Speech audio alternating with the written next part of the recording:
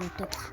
Como te ensinar a apanhar o hitbox no Fortnite Funk no Game Bros versão 1.1. Você vai vir aqui nas opções, olha, minha versão tá otimizada, tá?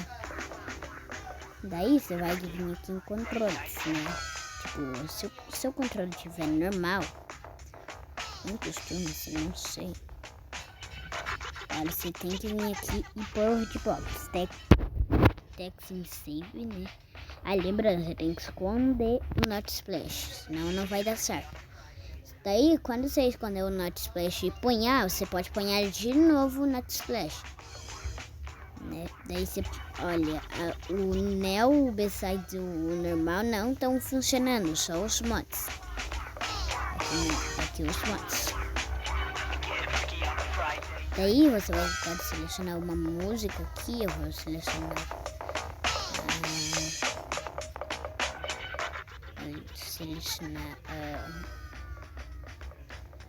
o Han, né, do X.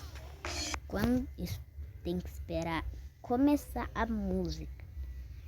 Daí pronto, você tá com o hitbox. Daí eu tô com uma satisfação porque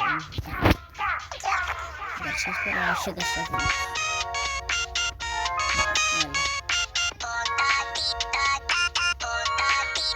E pronto.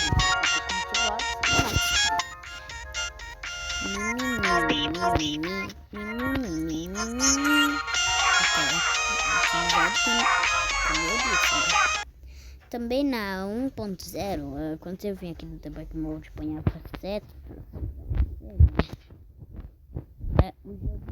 as setas ficavam lentas, né? Tipo, na velocidade mais lenta do jogo, né? Daí eles resolveram esse bug, né? Daí você pode ter setas livres, né? Eu ponho umas setas no Debug Mode, né? E olha só como fica lindo. Esse é o vídeo. Na verdade, eu só tirar o...